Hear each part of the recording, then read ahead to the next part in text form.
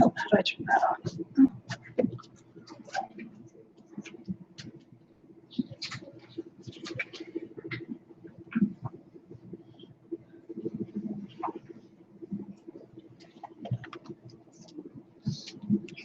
It's like a pointer.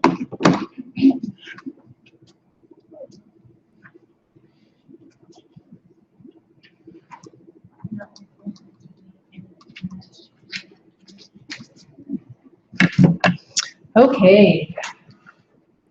So are there any questions before we start today? It's kind of bright, isn't it?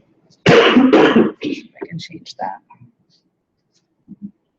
So hopefully you had the opportunity to do the homework. Remember that if you miss homework, you can do it, but it will be, some points will be deducted from your score. Oops.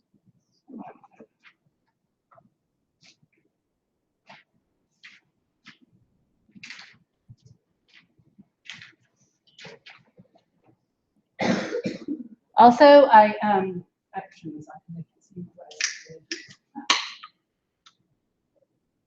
we're moving on to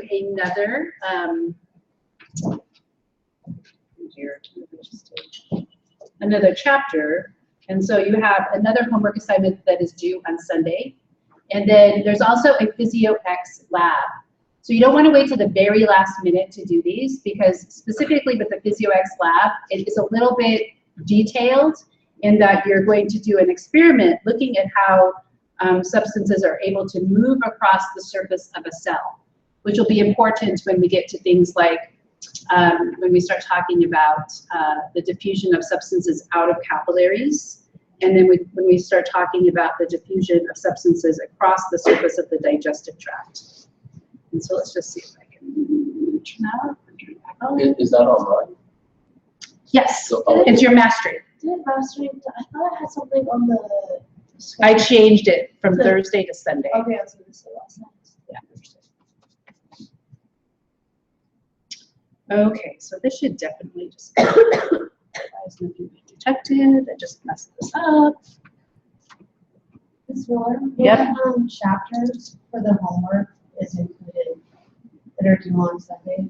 What chapters does it cover? Just the skin, which I believe is what, chapter 5, integumentary system? Chapter 4? 4 is tissues. Oh, but we already did that one, right? Yeah, you did tissues. So you're going to be doing skin. Okay. Is anybody like a whiz with this kind of stuff? HDI. Video, that's not video. I want to go to computer. Let's not wait.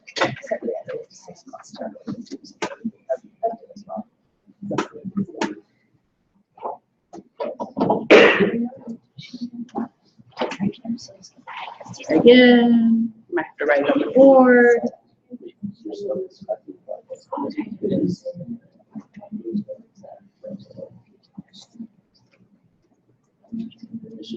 This is a brand new projector, so. We were here in the same class when Ms. Martinez had you and Ms. Oh, yeah. She was having problems too, wasn't she? Yeah. This is the old projector's remote, though, and it's not behaving the same way.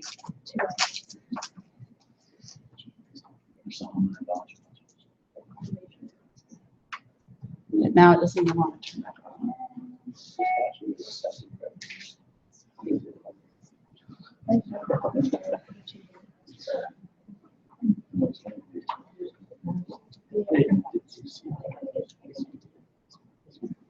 Yeah.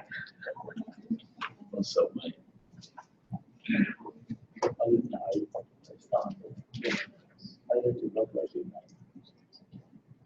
Okay, let's just wait a couple more minutes and see if I can get the projector to respond.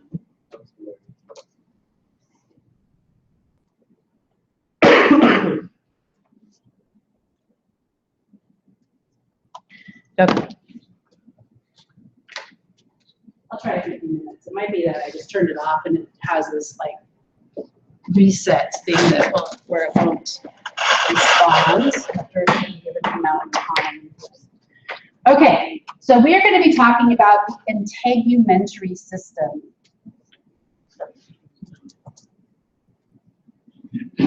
So what does that system entail? Okay. One thing that it entails is the skin, right? And the derivatives of the skin, which means structures that are derived from the epidermis. And so this would include hair and nails.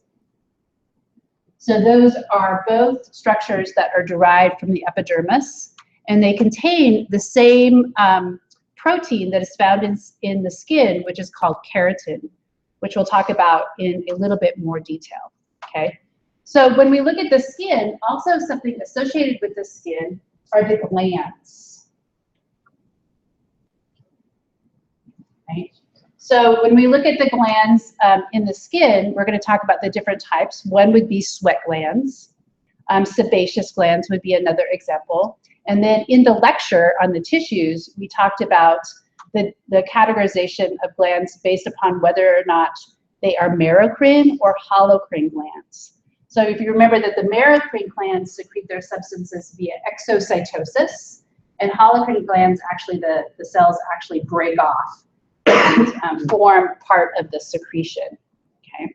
So if we look at the function of the integumentary system, obviously the skin has important function as a barrier, right? So it protects us from infection.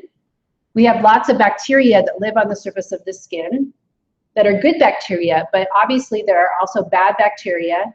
And then some people even get fungal infections on the surface of their skin, like yeast infections, right? And so that is a barrier to those types of microorganisms getting deeper into the body, okay? So when we talk about the barrier, it can be a physical barrier, right? So the outer surface of the skin actually consists of dead cells. It can also be chemical barrier, right? So if we look at the chemicals that are released by the skin, when we look at sweat, for example, sweat is primarily used in thermoregulation, but it is also really important in protecting us from infection. So this has antibacterial properties.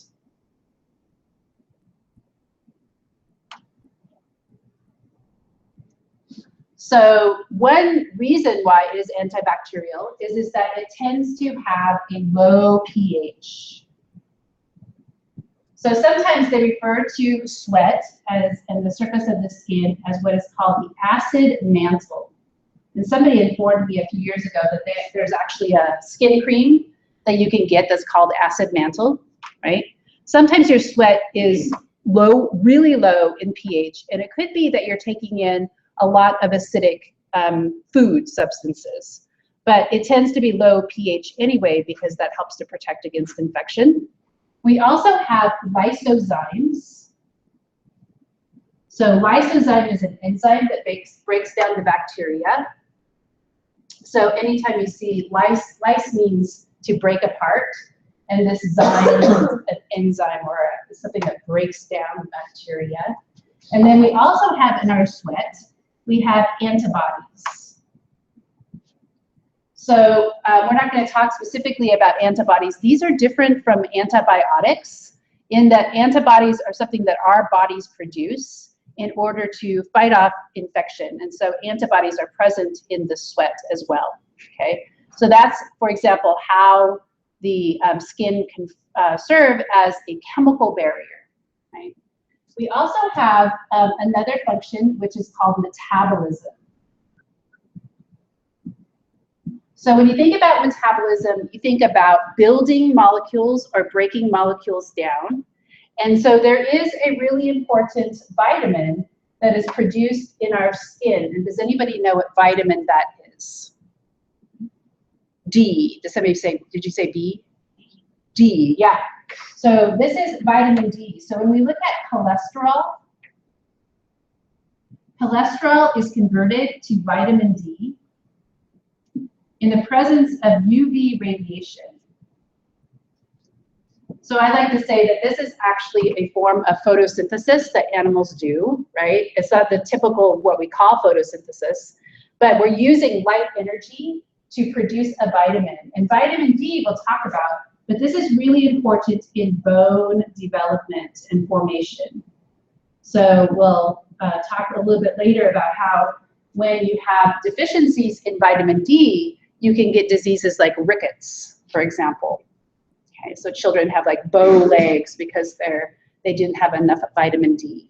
So vitamin D actually helps calcium to be absorbed more readily. And so when we look at today, we supplement milk, for example, with vitamin D. Okay, so we don't get enough sunlight, we get the vitamin D in our milk products. Okay, okay. So when we look at some other functions, we could say that it functions in thermoregulation. So thermo obviously means temperature, and so this would be like sweating. Right? So sweating allows heat to be removed from the surface of the skin. Not all of our sweating is associated with thermoregulation, however. Sometimes we sweat in response to stress because it's actually the fight or flight hormone that causes us to sweat. And so when you sweat and you're stressed out, where do you feel? Yes, the palms of your hands get sweaty when you're stressed out, and also like your armpits get sweaty, right? And that's more of a stress sweat than for thermoregulation. So when we talk about thermoregulation, this also has to do with the shunting of blood towards the skin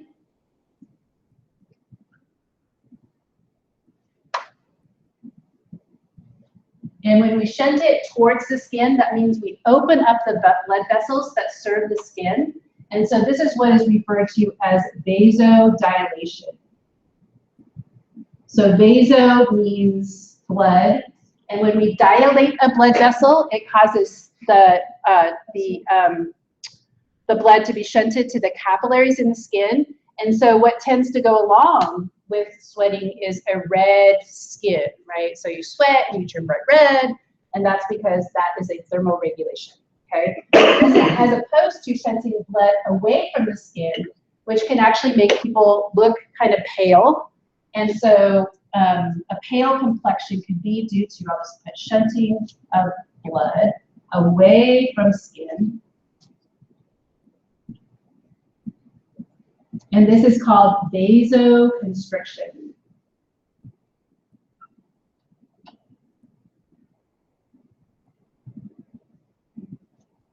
So thermoregulation is a function. Now we're going to have our first quiz next week. And so one possible quiz question would be to give some examples of the functions of the integumentary system. And these are 3 of them, and we're going to talk about more of those. So be prepared for the quiz. I forgot to mention this at the beginning, but the quiz is going to be on Wednesday. It's going to be worth 15 points. It's going to be multiple choice and a short answer question. And it is going to be over the first 3 lectures, including the one that I'm giving right here. So we have thermoregulation. We also have excretion. This one. So when you think of an excretory structure, what is our major excretory organ in our body? Does anybody know? It's our major organ of excretion. Yeah. Is that quiz this Wednesday? Next Wednesday? When? This Wednesday. This Wednesday. What's our major organ of excretion? How do we get rid of our nitrogenous waste? What is the major organ that we use? Kidney, right? However, the skin also is able to get rid of some nitrogenous waste. Okay, so excretion is the removal of nitrogenous wastes.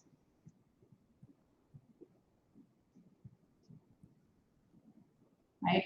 So our nitrogenous waste, what is our main nitrogenous waste that we use as mammals? Urea, right? And so urea is found in sweat. Hey, Chandra. I can't figure out how to work the the projector today. Okay, so urea is found in sweat. So this is why when you leave your athletic clothes laying around too long or like in your backpack, what do they start to smell like? They start to smell like rotten eggs, right? Or like well, actually they kind of smell like ammonia, right? Because urea actually gets converted by bacteria to ammonia. And so that is one way that we get rid of a little bit of our nitrogenous wastes, okay? Can anybody think about any other function of the integumentary system? Sensation. Oh, excellent. Okay. So the skin is called cutaneous. So we can talk about cutaneous sensations. Okay. And this is actually really important. There's a big part of our cerebral cortex devoted to detecting cutaneous sensations from the surface of the body, right? This can tell us when we get injured. So we have, along with this, we have pain receptors. Okay. So these pain receptors can tell us when our skin is damaged, and that is more important than you think, because as you get older, you will find that you will like cut yourself or scrape yourself, and you'll be bleeding, and you'll be like, you won't even know it. You know when old people they like, how did I injure myself? I didn't even feel that. And so that could actually lead to potential infections, right? So pain receptors are really important because they tell us when we have damaged an organ, like the skin, okay? So we have pain receptors. We also have touch receptors. And sometimes we can feel deep touch, right? Sometimes we can also feel really light touch. And so we actually have receptors associated with our hair follicles. So you probably have experienced that before, where like an insect is crawling around on the surface of your skin, right? And it's like stimulating those hairs. And that is sending a signal to you that something is on the surface of your skin, right? So touch receptors are also important, okay? Does anybody have anything else what they think might be important? Integumentary system. Okay, so let me just see if I can get this projector to come on now. Might be batteries.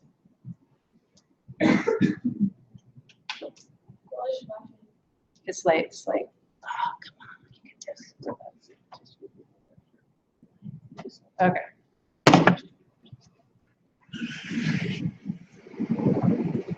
Okay, so we're going to talk about the structures of the skin.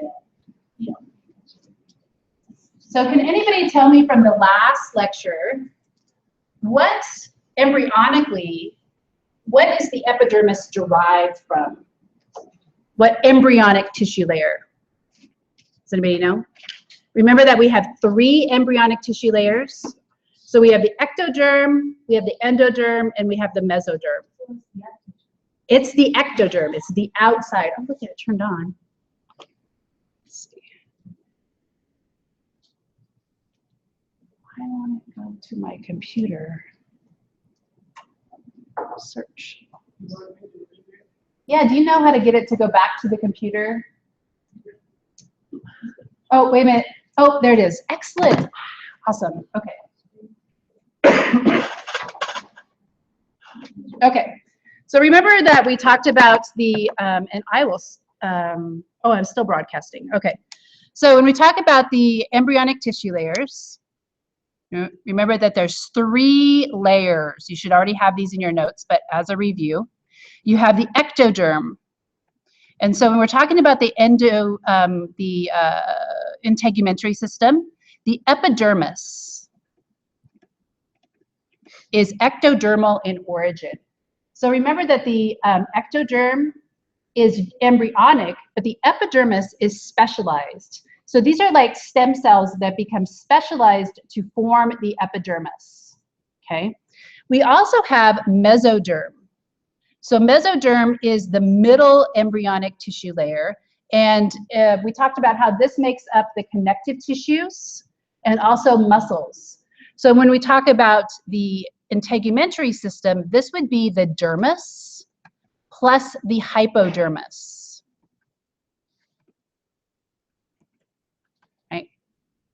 Now there's one more layer, which is not relevant directly at this moment, but this would be the endoderm, right? And so these are the 3 embryonic tissue layers, and then these are their derivatives. These are some of their derivatives. Okay. So in your book, there's a picture of these embryonic tissue layers that looks something like this, right? And so this just shows a section through an early embryo. The epidermis comes from this blue layer. For some reason, they always do ectoderm in blue. The mesoderm makes up the connective tissue underneath. And then the inner lining of like the digestive tract and all the digestive glands are endodermal in origin. Okay. Okay, so we talked about the integumentary system. Okay, so I want you to remind you that we talked about the different types of tissues. But here you can see that skin is not a single type of tissue, right? So skin is actually consists of many different types of tissue. And so the skin is considered to be an organ. So it is the major organ in the integumentary system. And then you can see all the other types of tissues that are associated with it. You can also see that there are different layers in the skin, the different skin layers. And so I want to talk about those different skin layers now. So the outermost is very, very thin, right? And this is called the epidermis. And then this underlying layer here, which has all sorts of other structures in it, including free nerve endings that can sense touch, that is the dermis. And then underneath is the hypodermis. So we're going to talk about those 3 layers right now. Okay. So the epidermis is the outermost skin layer.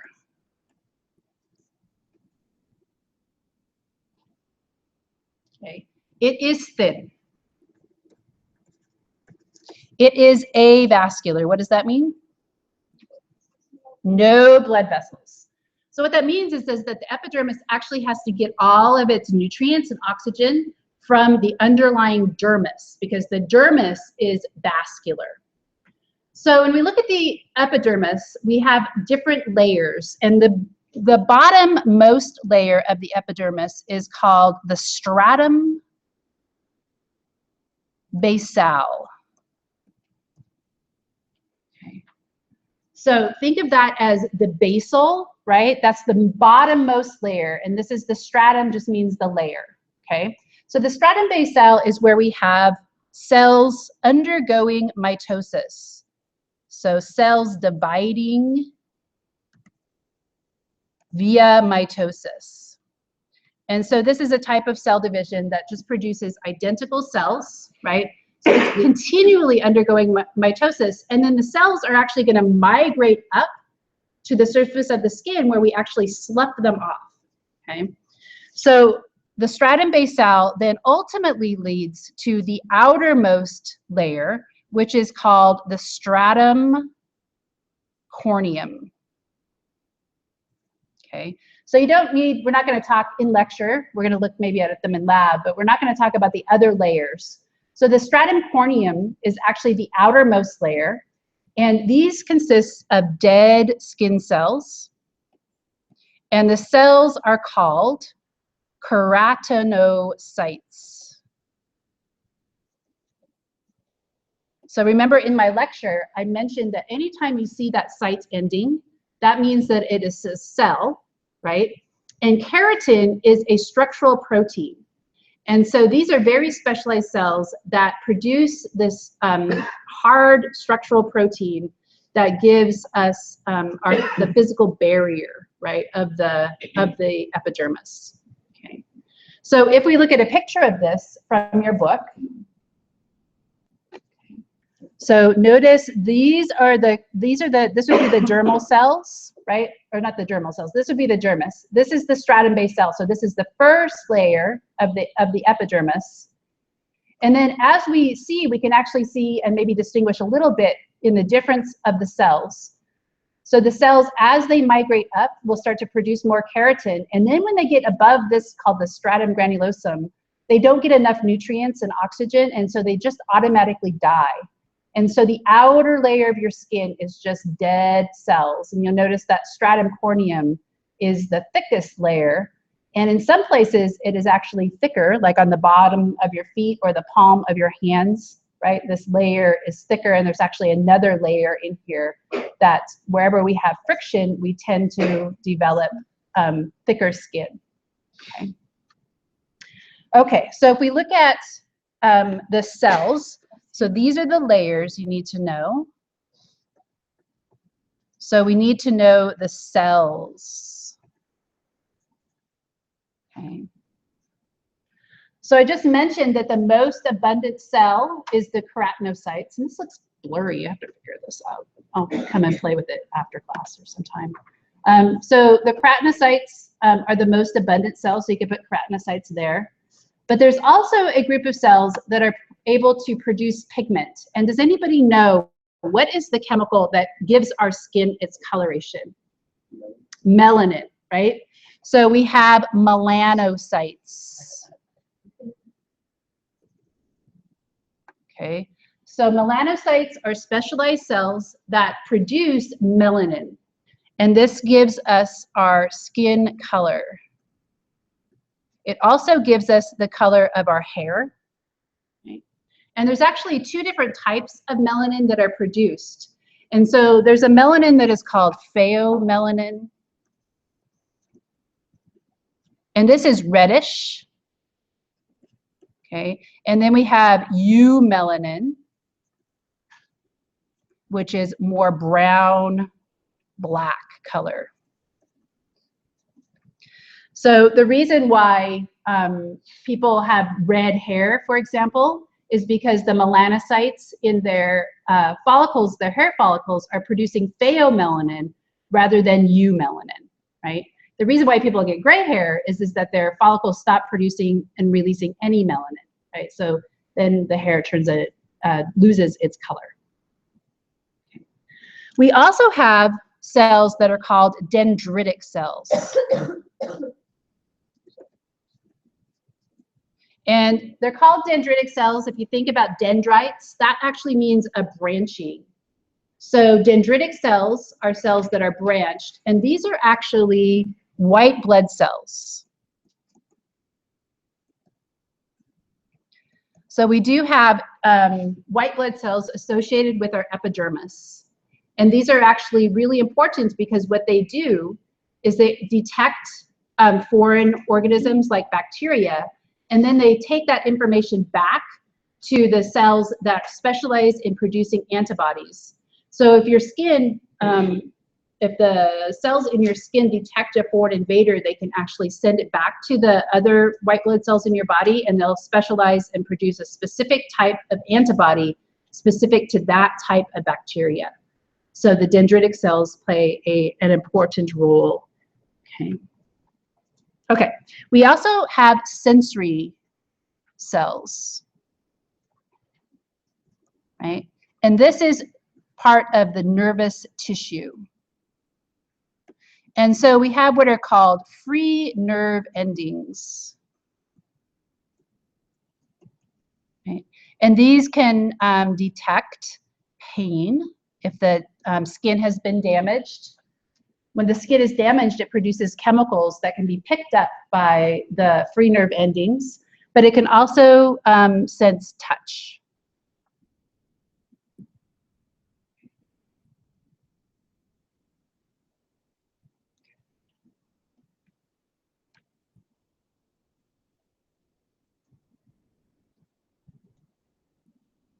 Okay, so let's look at the dermis. So the dermis is underneath the epidermis, and it is thicker, right, than the epidermis itself. And it actually has two different layers. So when we look at the dermis, it consists primarily of connective tissue. Okay, and it has two layers. So we have what is called the papillary layer. And this is vascularized.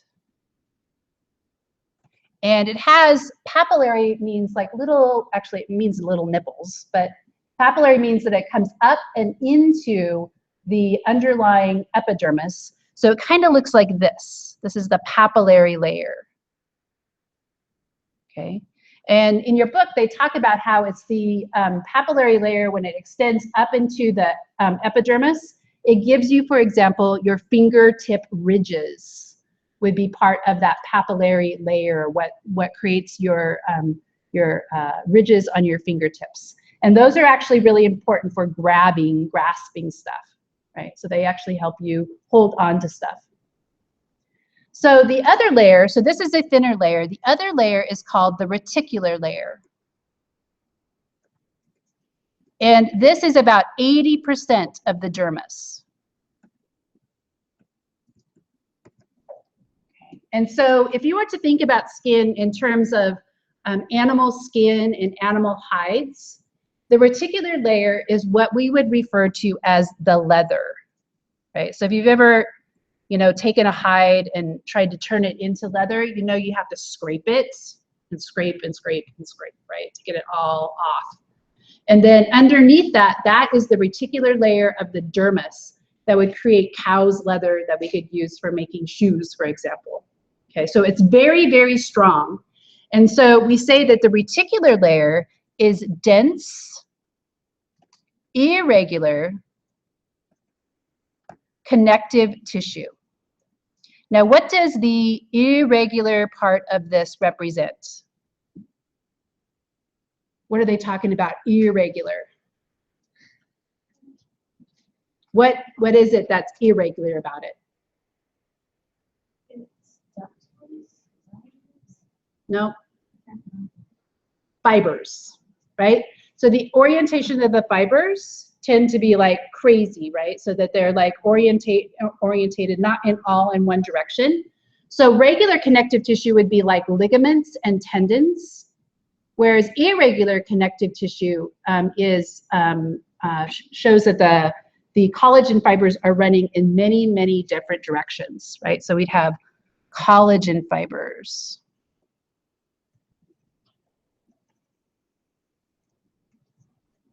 Run in different directions. Okay. So if we look at a picture of the dermis, right? Here's the papillary layer. This right here is very vascular. This actually right here is the epidermis. Notice that this is the stratum corneum. That's the outermost layer. And then when we look at the papillary layer, right, it looks a little bit different from the dermis.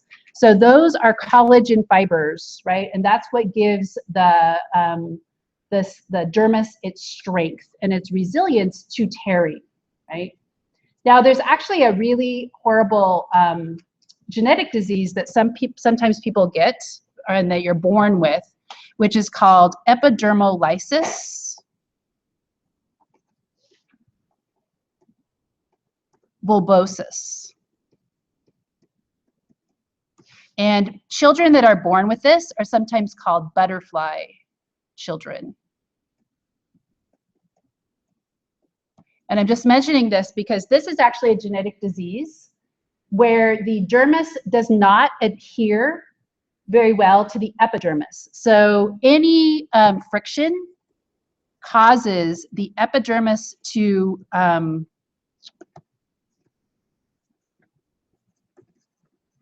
separate. So it causes, any friction causes epidermis to separate from the dermis.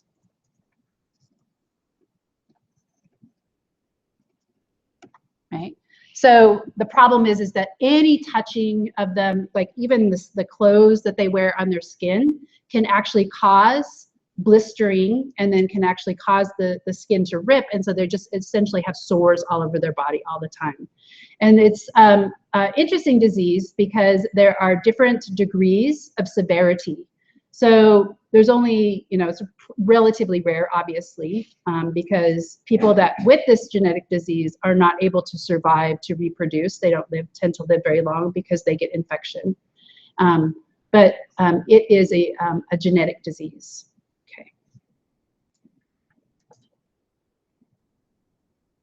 Okay, the other interesting thing about the dermis is that we can see, this is actually showing the fingerprint and the ridges on the surface of your fingers.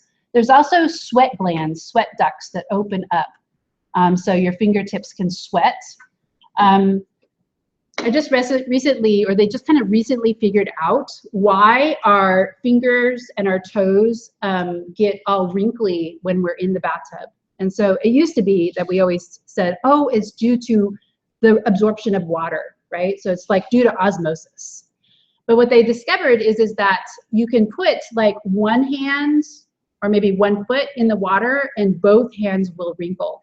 And so they've discovered that it is actually a nervous response. So that wrinkling of the fingertips is actually caused by the nervous system, and it allows us to better grasp things when we're grasping wet items or things in water, okay? Or maybe just like walking around in a swimming pool, right?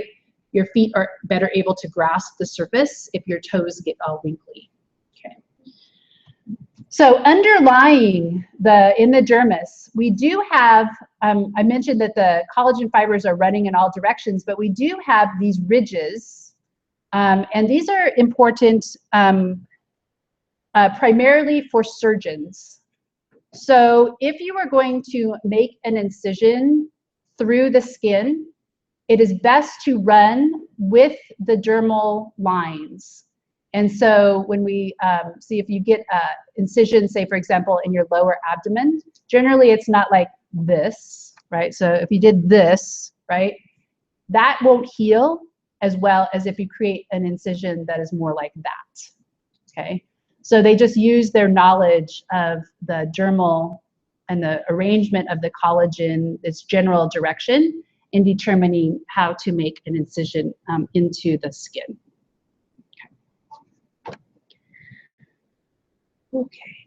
Okay, so we're going to talk a little bit more about skin color. So we mentioned that we have melanin, and we're going to come back to that because we're going to watch a video, and I'm going to give you a worksheet that talks about melanin and why we see so much variation in skin color in humans, okay? But there's a couple of other reasons why we have differences in skin coloration. So we have beta carotene is another pigment that sometimes shows up in the skin, and this is yellow orangish. Oops, orange pigments.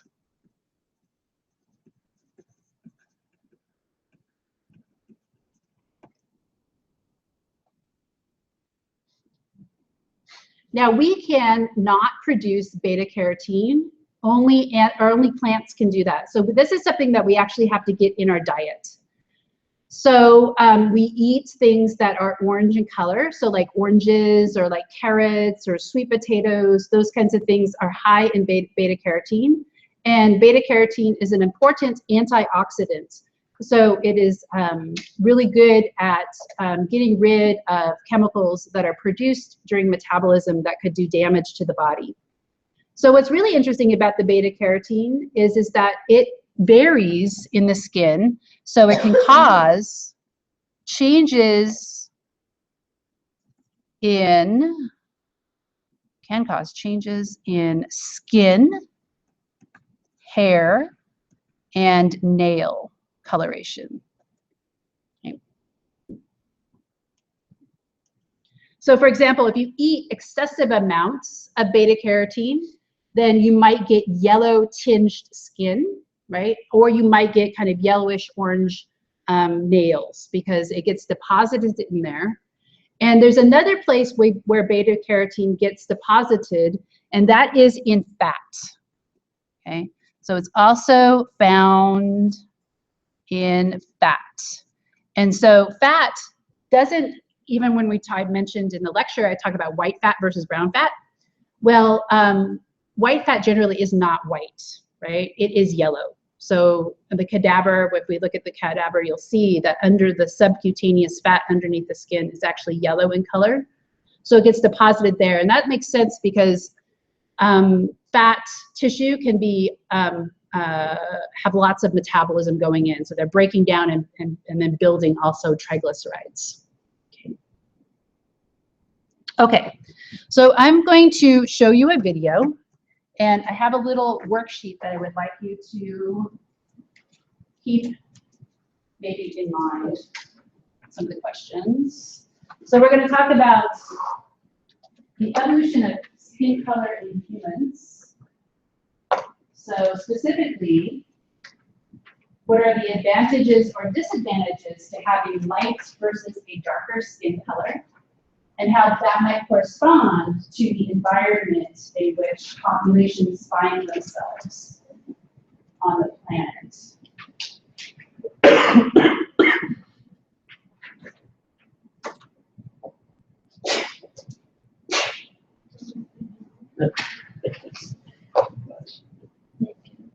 I spelled carotene wrong. Sorry. Carotene is spelled wrong, I just noticed. Okay, carotene. I put my O in the wrong spot. Carotene. Okay, beta carotene. Okay.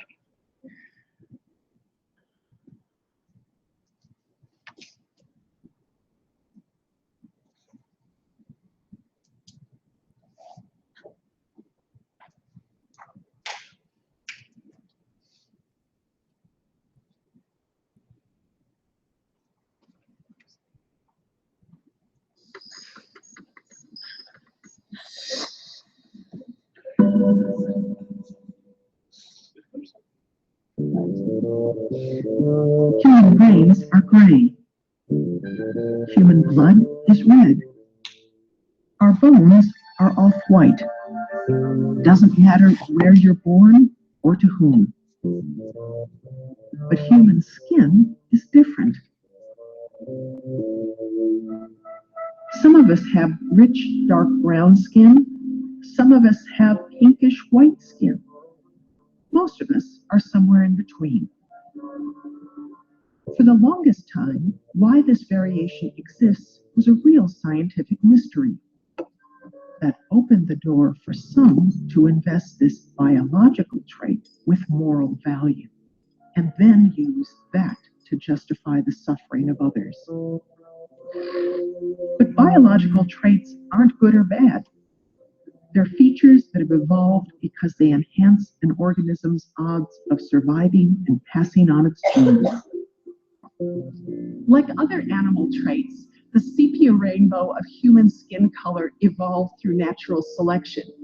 Now, thanks to advances in anthropology and genetics, exactly how and why it did is no longer a mystery.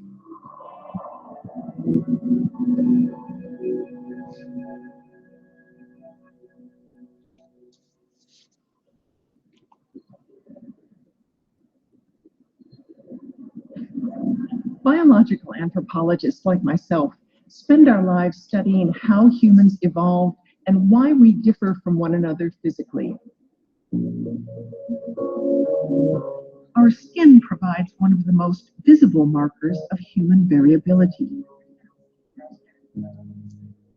It's something that sets us apart from our closest animal relatives. Under their dark fur, chimpanzees have pale skin, and millions of years ago, that was probably also the case for the primates that were our common ancestors. So where did humanity's range of skin colors come from? From physics, we know that the color of any object comes from the wavelengths of light that it reflects back to an observer's eye. We see leaves as green because they reflect back the wavelengths our eyes see as green. Absorbing the wavelengths we see as other colors like blue or red. In humans, different wavelengths of light are reflected or absorbed by a pigment in the top layer of our skin. That pigment's called melanin. It sits inside what look like tiny grains, the melanosomes, that are produced by cells called melanocytes. Our individual genetic inheritance determines the type of melanin inside our melanosomes. The reddish-yellow pheomelanin is more abundant in lightly pigmented people. More darkly pigmented people have more of the brown-black eumelanin. And the more eumelanin, the darker the skin. Melanin also colors human and animal hair and the feathers of many birds. Interestingly, the wavelengths of light that melanin reflects are far less important biologically than the ones it actually absorbs. And of the ones it absorbs, the ones that are the most important are those that we can't even see. Much of the light given off by the sun is invisible to our eyes.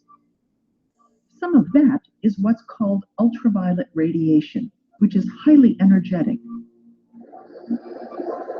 So much so, it can actually penetrate living cells. When it does, it can wreak havoc within them. It can even cause mutations in skin cell DNA. What stands between us and that threat is the melanin in our skin. Melanin is kind of like the sensor. It's kind of like a guardian molecule, and its main job is protection. For instance, it protects skin cell DNA by forming what are called supranuclear caps and absorbing UV. They're like little parasols around the nucleus, and UV cannot penetrate these to go and attack the DNA.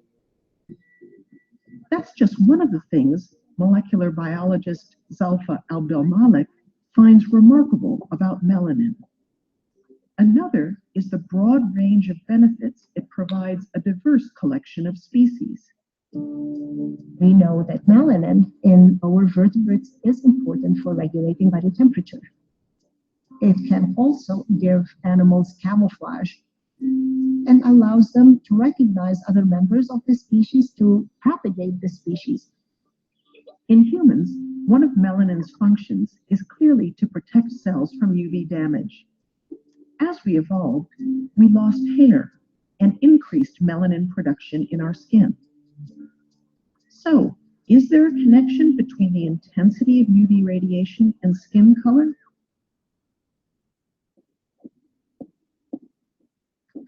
Hi, Tess. I first became fascinated with UV and skin color in the 1990s. But as I searched for information about the global distribution of solar UV, I discovered the available data was in fact quite spotty. I began casting a wider net, and almost by accident found exactly the raw data needed to fix that. It hadn't been collected by anyone interested in my questions, but rather by NASA. In the 1980s, concern about the health risk posed by the depletion of UV-blocking atmospheric ozone led NASA to take millions of UV measurements from space. I asked NASA to send me the data, and then asked my geographer husband, George Chaplin, to try to visualize it. It turned out to be a bigger request than I'd realized, but he found a way to turn all those data points into a map that showed for the very first time exactly how UV exposure varies throughout the world. Most striking was the clear gradient between the equator and the poles, which was interrupted only in places where altitude increased UV exposure. This is actually in the Tibetan plateau. And persistent cloud cover decreased it. Congo Basin, so it's full of humidity and moisture, which is blocking UV. Solar energy is a fundamental attribute of any environment, and it's a well-established fact that organisms living at different latitudes adapt in some way to their local solar conditions. To see how closely human skin color correlates with UV exposure, I collected skin pigment measurements made by anthropologists studying indigenous peoples. For many years, anthropologists have faced the challenge of how to accurately measure skin color. We now use this little device called a reflectometer. Basically, it sends out light of specific colors, and then it measures the amount of light that is reflected back. This tells us what color Tess's skin is, and we can then compare this to people all over the world. George then created a second map using measured skin colors and environmental data. It showed UV intensity does indeed predict skin color. Wherever UV is strong, skin is dark, like it is near the equator or at high altitude. At the poles, the skin of indigenous people is almost always lighter.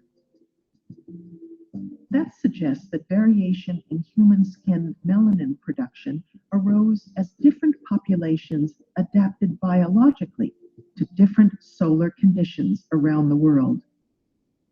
As we've noted, our early ancestors probably had full body hair covering pale skin, just like other primates.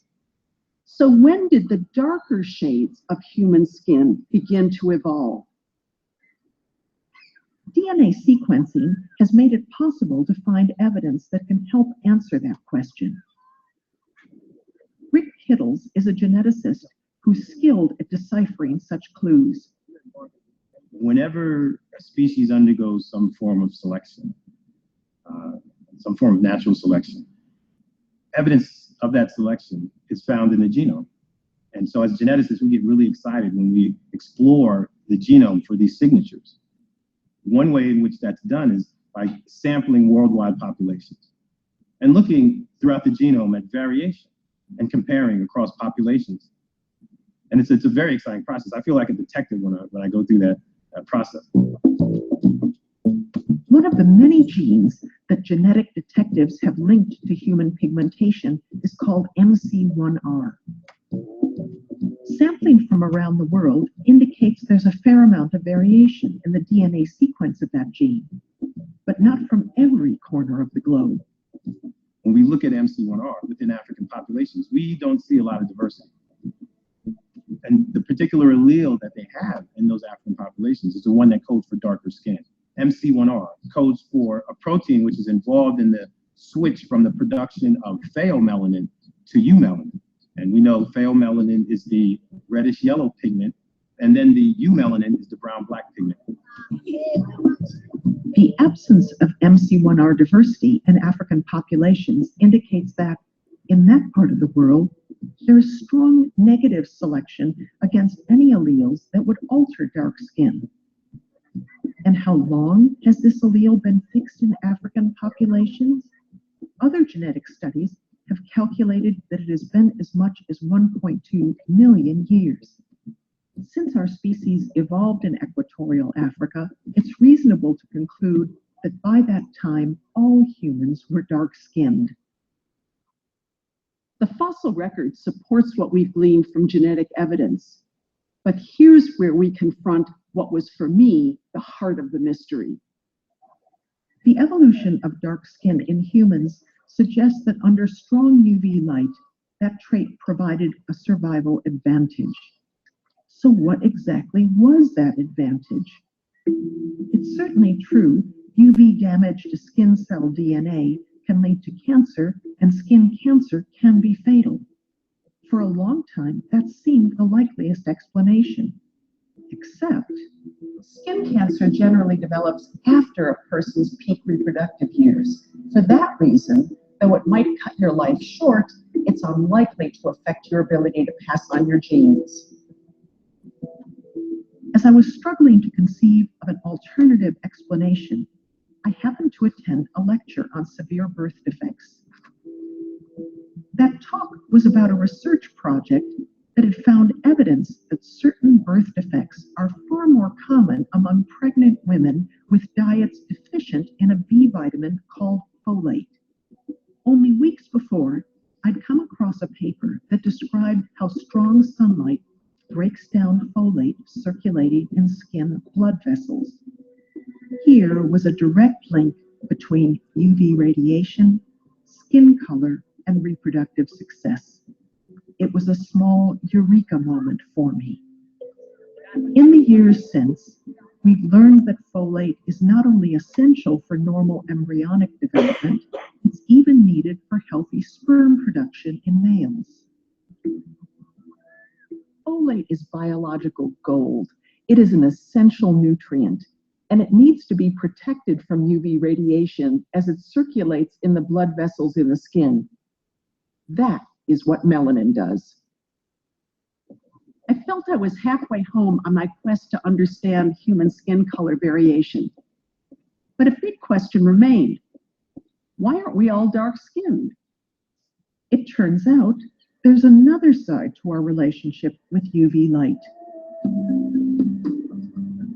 UV light is not all bad. In fact, the small portion of it known as UVB is critical for the synthesis in our bodies of vitamin D, a process that starts in the skin. Without vitamin D, humans cannot absorb calcium from our diet to build our bones and for a healthy immune system. Back when all our ancestors lived close to the equator, there was no problem getting enough UVB through dark skin to make the vitamin D needed. But then some populations started moving north, where the UV striking Earth's surface is much weaker. In northern latitudes, dark skin makes it hard to produce the vitamin D that human bodies really need. The consequences of vitamin D deficiency include rickets, a bone development disease that can cripple the young.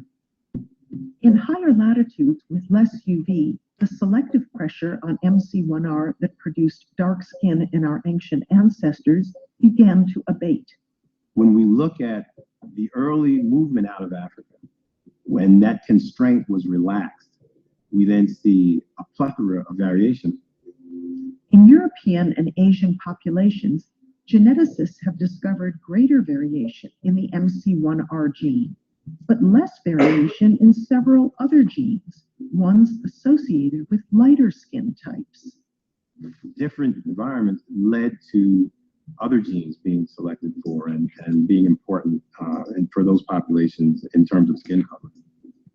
Selection for light skin gene variants occurred multiple times in different groups around the world, some of it in just the last 10,000 years. Support for the idea that the UV vitamin D connection helped drive the evolution of paler skin comes from the fact that indigenous peoples with diets rich in this essential vitamin have dark pigmentation.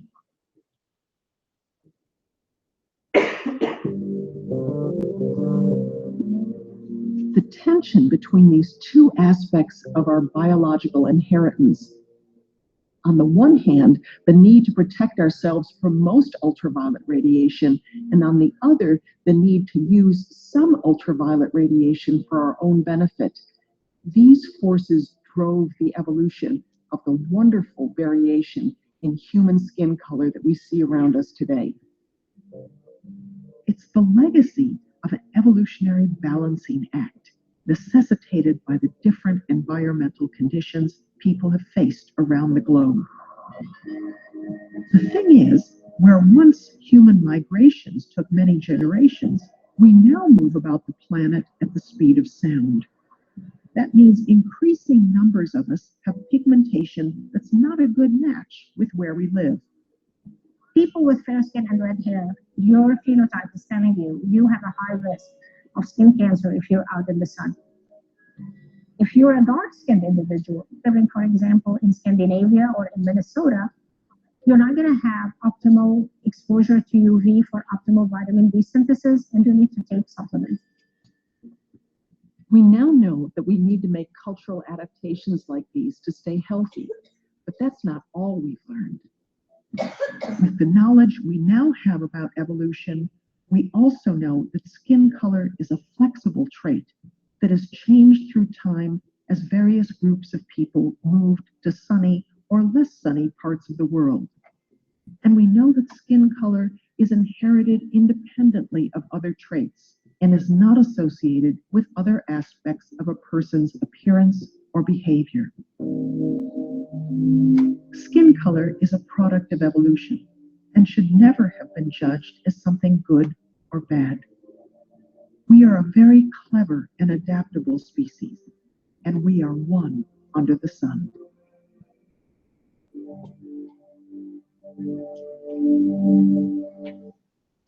Okay.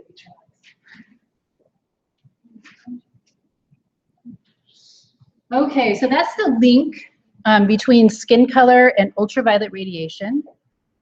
So the first question asks, how does UV radiation exposure change with latitude? So latitude is like moving away from the equator in both directions towards the poles. So what was that correct, the correct first answer? So UV radiation would increase. Let me just get my notes back up here. Okay. So as you travel north, the intensity of ultraviolet light, would it increase or decrease? Oh, sorry, it decreases. It would be decreased. Okay, sorry. Sorry. I shouldn't have been trying to do two things at once. Okay, so it would be the intensity decreases. Okay. So when we look at UV radiation, you might want to write this in your notes under, okay. UV radiation can cause mutations in the DNA. So cells produce melanin to protect the DNA.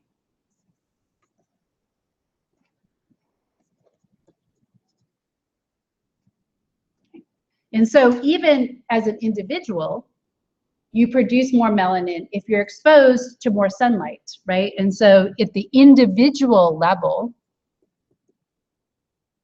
right, we have tanning, right?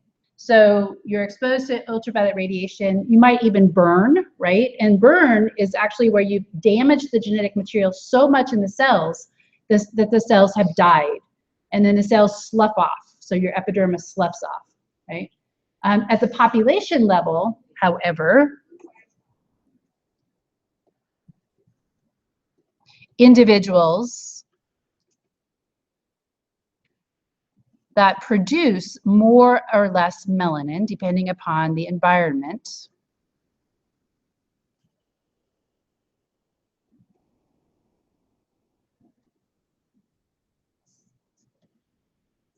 are selected for over time.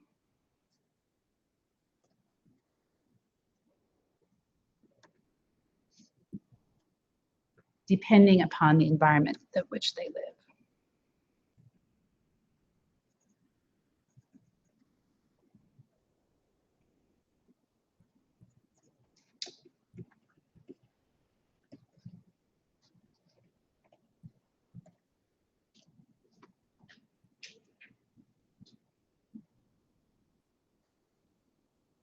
Okay, so there was another benefit to having melanin, to having high levels of melanin. And what does that relate to in terms of this can lead to cancer, but what was the other selective pressure? So UV radiation can lead to cancer, but what was the other thing they noted in the video? UV radiation doesn't cause that, but excessive melanin would. So like if you are dark skinned and you live in the high elevations or the high latitudes, but the link was with folate, right? So UV radiation breaks down folate, right? So folate, think of folic acid. This is also a B vitamin. And if you're a female, you might know that prenatal vitamins are really important because they contain folic acid. So it's important that you get lots of folic acid before becoming pregnant, because early on during embryonic development, if you don't have enough folic acid, then you get what is referred to as neural tube defects. And so one thing that has been linked to low levels of folic acid would be disorders like spina bifida, where the nerve cord does not form properly, right? And part of the nervous system is actually outside of the body. So UV radiation breaks down folate. So people that are in, right, the equatorial regions have two benefits. The UV radiation, the melanin helps to protect them from UV radiation, but it also helps to increase the amount of folic acid in the environment or in their body. Okay. Okay, so let's look at number 2. Who would you expect to be most at risk for developing the bone disease rickets? A, yep. And so sometimes they recommend that if you live where babies are born in the winter, that you kind of expose their skin, right, to sunlight, because that helps them to produce vitamin D and that helps them develop their bones. So that's the explanation, is that if they don't get enough UV radiation, then they wouldn't produce enough vitamin D. Okay. So what is the function of the ozone layer? Does anybody, what is the ozone shield? Yeah, so it protects us from UV radiation. So it's actually a different part of our atmosphere than the greenhouse gases. And so rather than insulating the earth, it actually kind of prevents too much of the UV radiation, right? And so if you have a decrease in the ozone layer, then you're going to have an increase in skin cancers. And so this was a big deal back in the 1980s, because we saw every summer, for example, there would be this huge hole that would kind of form over places like Australia. And there would be a lot more UV radiation in those areas. And then we would get a lot more skin cancer developing because of that. Okay, so number 5 actually deals with the idea of at what level does evolution occur and how does it affect a population? So does anybody know what they think the answer would be to that one?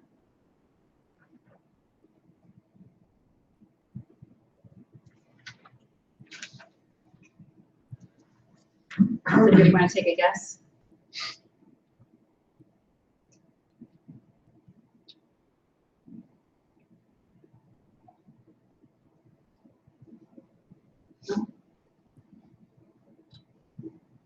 Oh, come on, take a guess. B. B. Does everybody say B? I don't know. B is the correct answer, yes. Okay. So when we look at natural selection, right, the individuals that are more likely to survive and to reproduce are those ones that pass on that gene to the next generation. Okay. And actually this number 6 refers, would be the same kind of answer as number 2, right? So what problems may arise for dark-skinned individuals living in high latitude environment. Okay.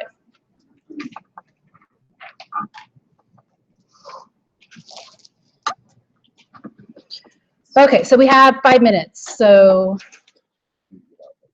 we're going to talk about the different types of skin cancer.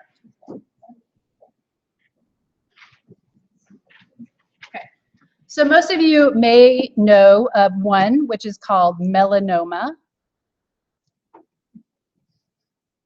Right? So melanoma occurs when the melanocytes start to divide. Actually, I don't need to turn the light off, do I? The melanocytes start to divide.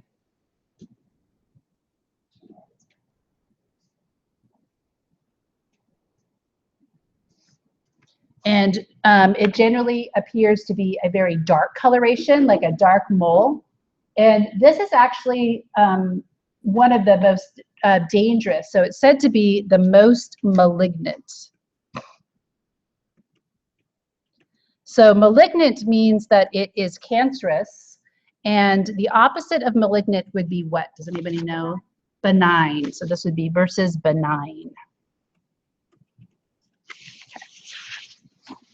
We also have a type of skin cancer that is called basal cell carcinoma.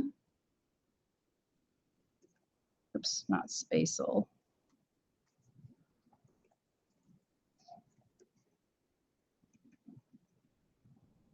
And so this would be cells that are low in the epidermis near the basal layer, right?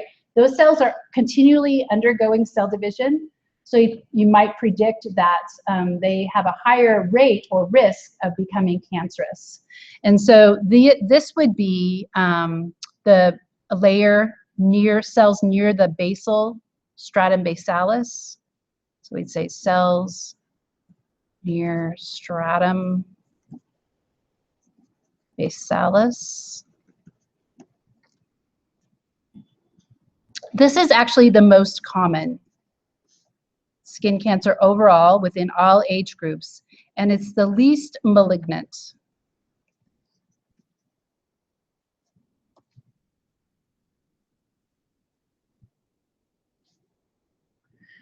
The last type is called squamous cell. And what does squamous mean? Flat. And so what cells are the majority of cells that are found within the skin? Keratinocytes, right? So this would be the keratinocytes.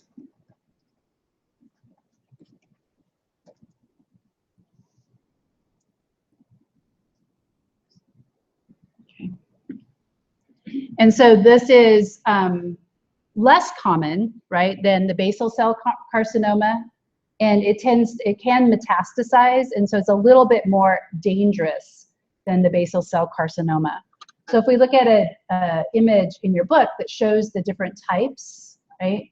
So here's the basal cell, the characteristics of it. This is the squamous cell carcinoma, and then this would be the melanoma. So remember that cancer is when the cells will divide uncontrollably. And so these cells can actually metastasize.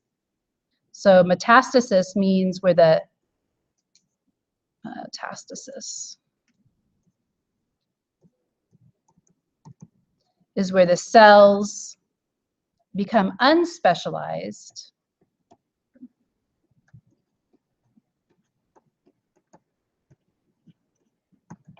They leave the area of origin and they enter the bloodstream, so enter circulation. So what they then do is they take up residence anywhere in the body, and because they're unspecialized, they can live there, and then they start to replace those cells that are doing their job in a particular area. So for example, you can get melanoma in the lungs or even in the brain. So this is just an example. So those melanocytes have become unspecialized. They're no longer producing melanin. They're simply just reproducing for the benefit of themselves for reproducing. And then they travel and they can take over a whole area of the lungs, right? And replace that normal lung tissue until the lungs stop functioning. And so people will simply die because they can't get enough oxygen. Or you can get melanoma going to the brain and just replacing the brain cells in the central nervous system, and then ultimately causing everything to shut down, and people will die because of that. So metastasis is just to move out into the circulatory system and into different tissues. Okay, so melanoma is so deadly because it metastasizes more readily than the other types of tissues, or the other types of cancers. Okay, so we will stop there for today. There's a few things that I want to talk about on Wednesday, but the very first thing that we're going to do is we're going to take a quiz over the first lecture, the lecture on tissues, and then the lecture today. Okay.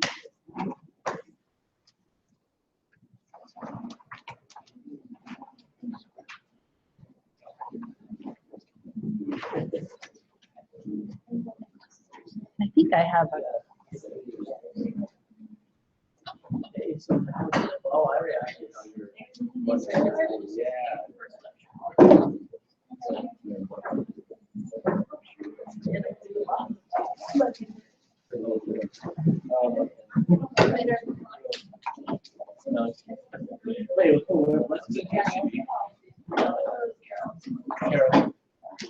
I told you. I was going to ask if I could do that yesterday. I just have one question. I want to talk on a person. Uh-huh. And my computer wouldn't load it because it said my screen wasn't big enough.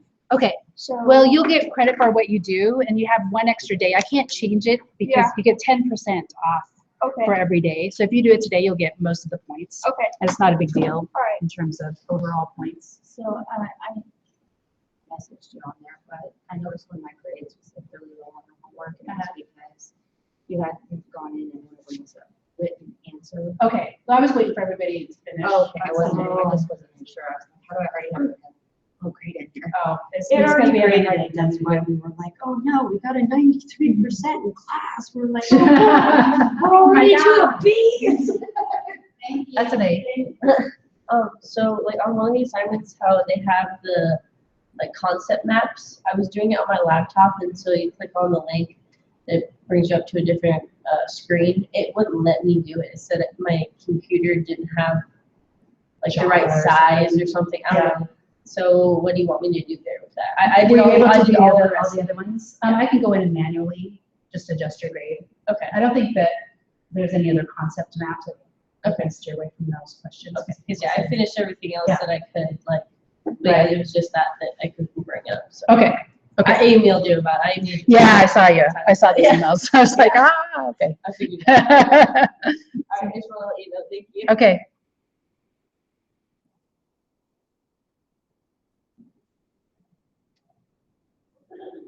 Why is this blurry? I don't like it. I don't like it. It's blurry.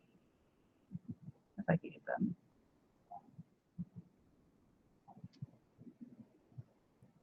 There we go. It's like fucking blurry. Just me. I'm just like. Oh, it's just me.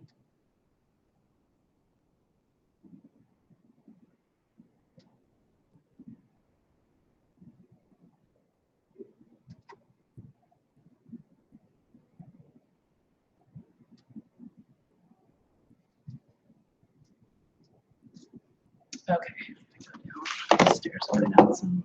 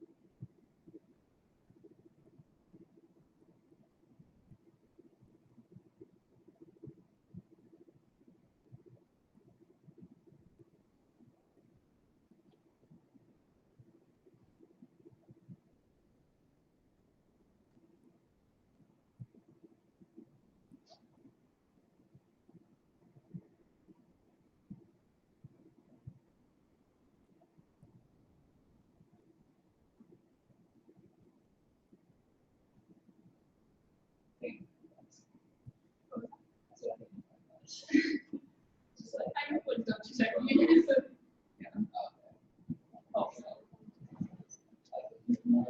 Yeah. Never had any class, so. Yeah. We've done that, not the actual class. Yeah.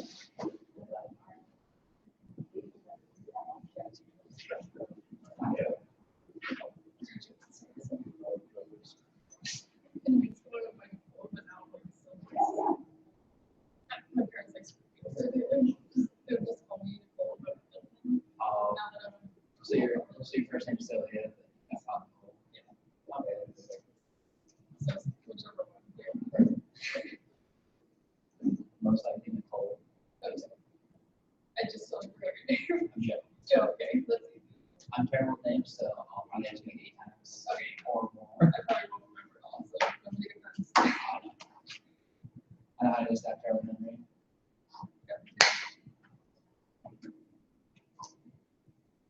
Are you from here in Compton? Yeah. You? Okay. Wow, really? Where'd you come here? Well, I was born here.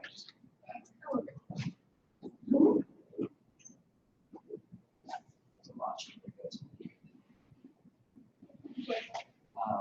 Like 1 full year here is like 1 semester there.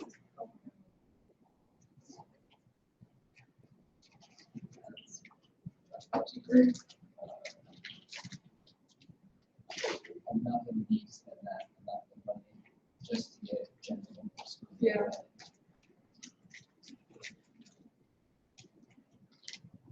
You're gonna be here for a year and get See, I'm here for 2 years and I just, he's called the arts as a transfer or whatever. And then once I get that, I will figure out the rest. I don't know what I'm going to do. I just wanted to get something. Yeah. Yeah, I'm not sure. I have a couple.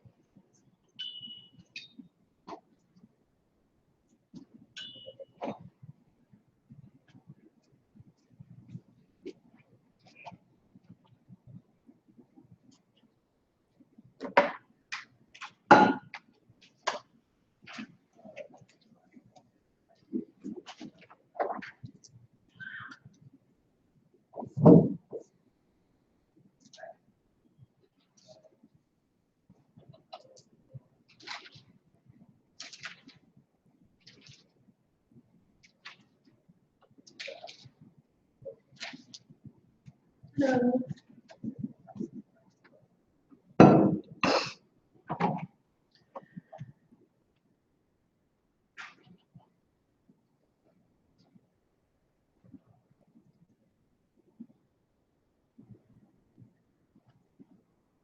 That's a jumping spider. I'm not going to kill that. I love jumping spiders. They're like my favorite creatures that live in my house.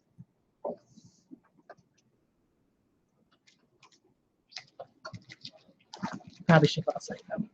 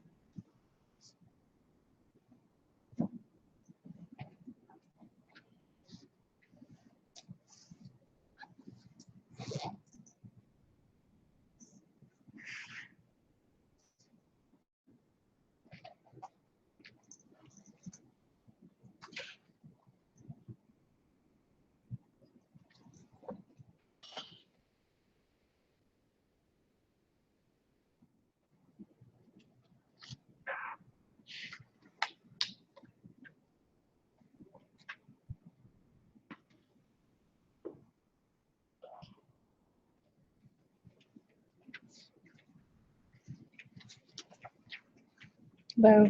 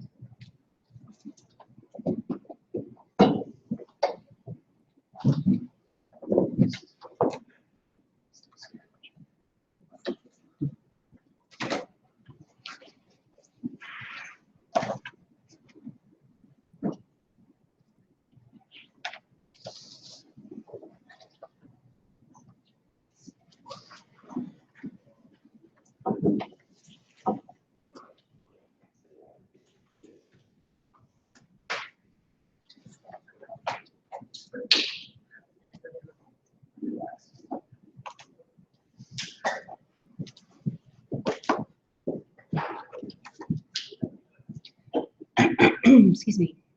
So the first thing we're actually going to do today is we're going to go down to the lab and we're going to look at our planaria that we cut up on Thursday. We're going to take some initial data. When we look at the planaria, because we haven't gotten to the planaria anatomy yet, I just wanted to kind of draw what the planaria looks like. So it's got these things on the side of its head that are sometimes referred to as auricles. So these are called auricles because they resemble ears, but they're actually used to kind of sense the chemical environment. And then they have these structures like that kind of look like this. They kind of look cross-eyed. These are what are called the eye spots. So what you want to do when you look at your planaria is you want to see whether or not they have any tissue that is starting to look white on the edges of the cut. And then specifically, we're going to record how many of the pieces have eye spots. And in your observations, you could also note how many of the planaria also have auricles. And the auricles kind of allow them to sense the chemicals. So they actually don't hear sound waves, but they're sensing chemicals as they move through their environment. Okay. So you can go ahead and leave your stuff here, except for something to write with. And I'm going to bring out data sheets. And so the lab is open downstairs. So what you want to do in your group, you want to grab a dissecting microscope and a lamp. And then I have on the center table your Petri dishes with your cut fragments. And then there's also some spring water and some pipettes. And so you want to give them a little bit of fresh water after you or while you're observing them. So we're just going to share the beaker with the spring water and the pipette. So just make sure that at the end of your observations that you make sure that you give them a little water. Okay.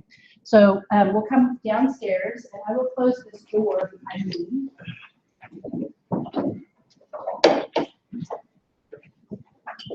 So go downstairs, find the dissecting scope and a lamp.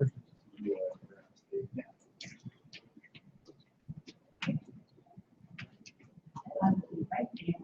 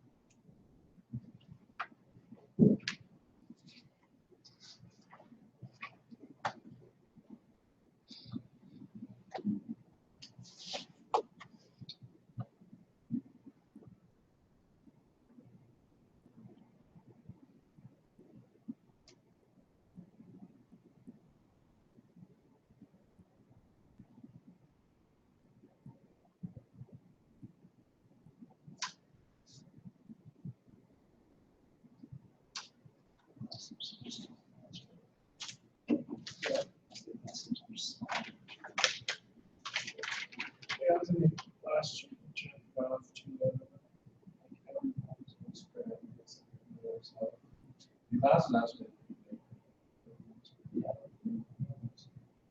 Doesn't look like it's either. Should be. Yeah.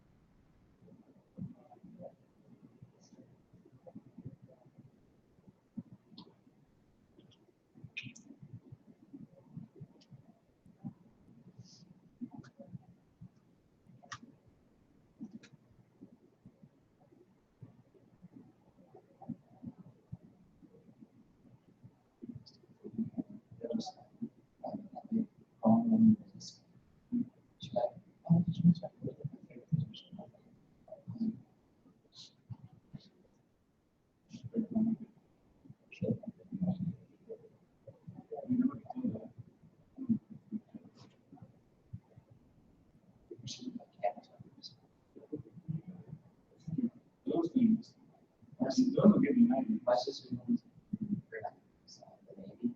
She's got friends overseas. They call them. They cut its thing off. Like they held down because they got in the airport for it.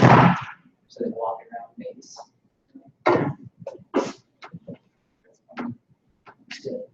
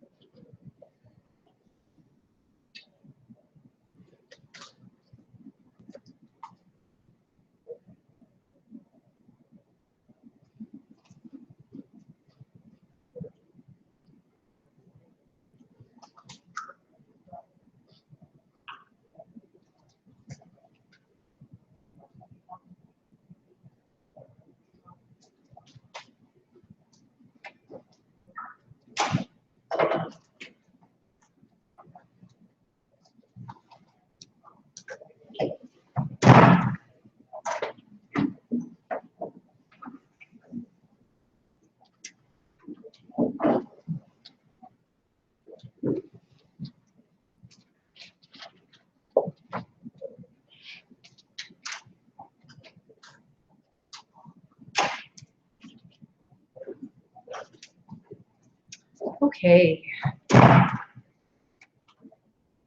So as an announcement, you will have your first in-class quiz on Wednesday. So make sure that you watch the videos that I posted, including the last video, which was on macroevolution. So we're having a quiz on Wednesday.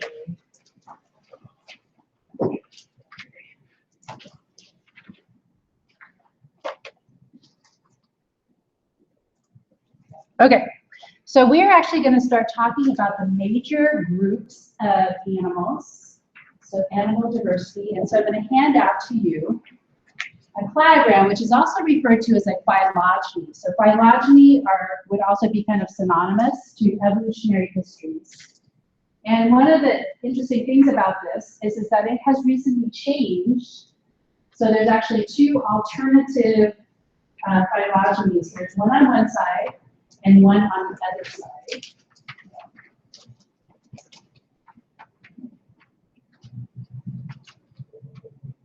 So the first one is the old one that is based upon primarily morphology, so the way that they look. And so I just wanted to point out some differences.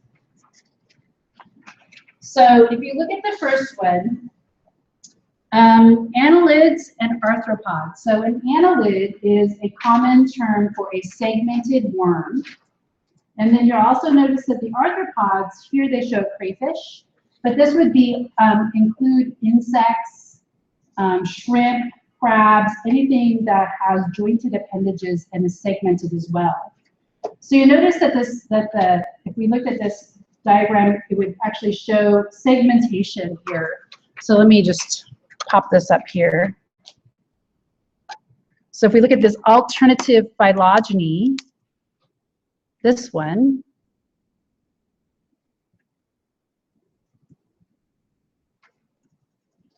So I could write segmentation.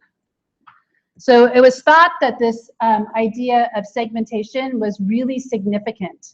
So earthworms are segmented, but so are insects, for example. Although the arthropods have far fewer segments than the earthworms, but is believed to be kind of putting them together, okay? But if we look at the other phylogeny, okay, you'll notice here that the annelids and the arthropods are separated, right? And so here we have what is called the ecdysozoa. So does anybody know what ecdysis means? Does anybody? It's something that insects do. And it is actually the shedding of the exoskeleton. So ecdysozoa, so these organisms kind of have an exoskeleton. And then these are both segmented. So remember that we kind of talked about this idea of parsimony and that the simplest explanation is usually the best. But in this particular example, this phylogeny is based upon DNA evidence rather than morphology. But it just so happens that they do share a common trait, and that is that they shed an exoskeleton. So ecdysis just means molting. And then if we look at the annelids, for example, and the mollusks, we're not going to talk about these lesser phyla. We'll talk about Rotifera and Platyhelminthes. All of these share a type of larvae. So this is larval type.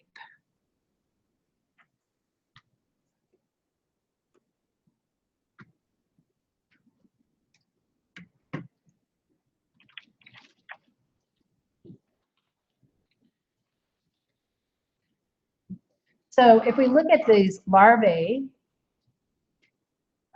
this just shows ecdysis. So this would be the molting, say, for example, of a cicada as it comes out of its exoskeleton.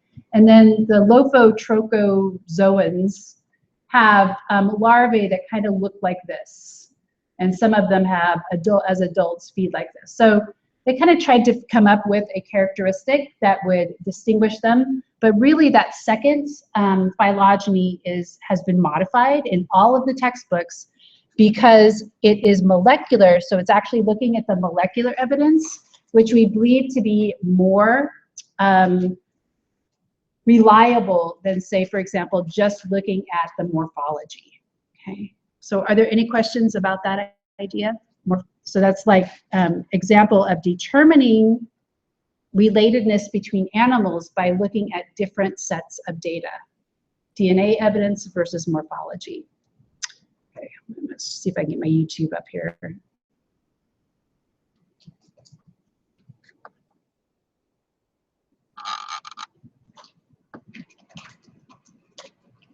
Okay, so the first group of animals that we're going to look at are the sponges. And so we're going to talk about the phyla. And so this is plural.